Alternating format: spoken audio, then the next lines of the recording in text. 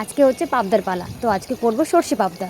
তো তার জন্য মশলা করে রেখেছি আদা, সর্ষে আর শুকনো লঙ্কা। তো তার মধ্যে একটু নুন দিয়েছি যাতে সর্ষের তিতো ভাবটা না থাকে। তো মাছগুলো এখন ভেজে নেব। তো তার জন্য নুন হলুদ দিয়ে মাছগুলোকে ভালোভাবে মাখিয়ে তেলটা গরম করতে বসিয়ে দিয়েছি। এবার মাছগুলো দিয়ে দেবো। জানো তো, বিয়ের প্রথম প্রথম মাছ ভাজতে পারতাম না। তো ভাবতাম যে তেল বেশি গরম হয়ে গেছে হয়তো, কিন্তু তেলটা যে গরম করে দিতে হবে সেটা আমার জানা ছিল না। এখন মোটামুটি মাছ ভাজতে পারি, কিন্তু মাছ ভাজতে এখনও ভয় লাগে যে ওই তেলগুলো ছিটায় গায়ে।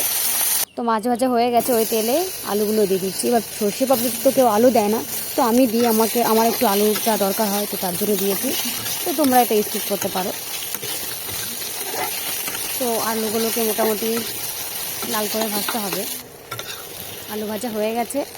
এবার আলু ভাজার যে তেলটা ছিল তাতে আরেকটু তেল বাড়িয়ে ওই তেলে হচ্ছে কালো জিরে আর শুকনো লঙ্কা ফোড়ন দিচ্ছি। এবার যে মশলাটা করে রেখেছিলাম সেটা দিয়ে দেবো।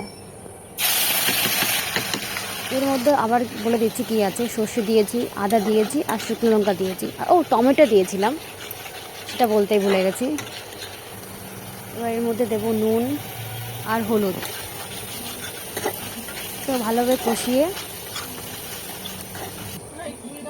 আর একটু চিনি দিয়ে নেব। তো মিক্সি দেওয়া জলটা দিয়ে দিচ্ছি। কোনো কিছু ওয়েস্ট করা যাবে না, দিতে হবে। যাই হোক,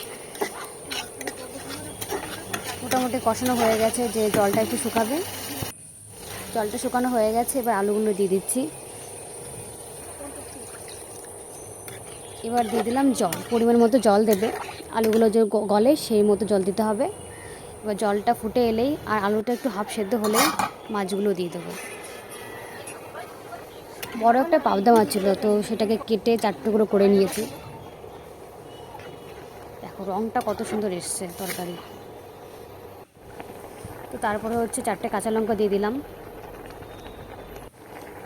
আর শেষে গরম মশলা দিয়ে নামিয়ে নেব। তো সর্ষে পাবদাটা কেমন হলো অবশ্যই কমেন্টে জানিও। এটা ফাইনাল।